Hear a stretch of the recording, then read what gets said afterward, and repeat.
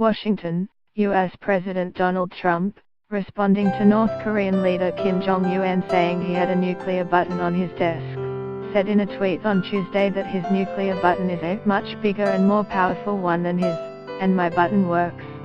In a televised speech on Monday, Kim said the entire United States is within range of our nuclear weapons, and a nuclear button is always on my desk. This is reality, not a threat. The US president responded to the leader of North Korea, who said in a New Year's address he always had a nuclear button on his desk. Police believe the bus collided with a truck before losing control on a sharply curving section of a coastal highway north of Lima. Israel's intelligence minister voiced encouragement for Iranian anti-government protesters as Iranian state TV reports 10 protesters were killed on Sunday. North Korea's leader Kim Jong-un had a warning for the US but an olive branch for South Korea during a New Year's Day address to the nation. US Ambassador to the United Nations Nikki Haley on Tuesday praised the courage of Iranian demonstrators and said protests across the country were spontaneous, not driven by outside forces. Environmental consultants say the Chinese government deserves much of the credit for introducing tough anti-pollution measures. Firework displays dazzled onlookers in cities all around the world as people welcomed in the new year.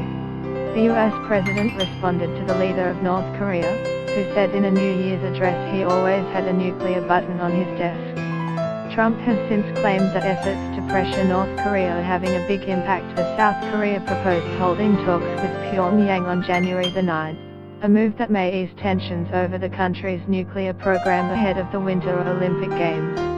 North Korean leader Kim Jong-un just stated that the nuclear button is on his desk at all times. Will someone from his depleted and food-starved regime please inform him that I too have a nuclear button, but it is a much bigger and more powerful one than his, and my button works. Kim offered to open talks with Seoul in a New Year's Day address, one of the most promising peace overtures since Trump took office. Earlier, Trump tweeted that Kim's proposal reflects his administration's campaign to increase sanctions against North Korea and threats to use military action to dismantle the regime's nuclear weapons program. Sanctions and other pressures are beginning to have a big impact on North Korea. Soldiers are dangerously fleeing to South Korea. Rocket Man now wants to talk to South Korea for first time.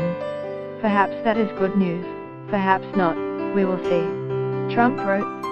Get the latest news and updates emailed straight to your inbox. By submitting your email you are agreeing to Fairfax Media's terms and conditions and privacy policy.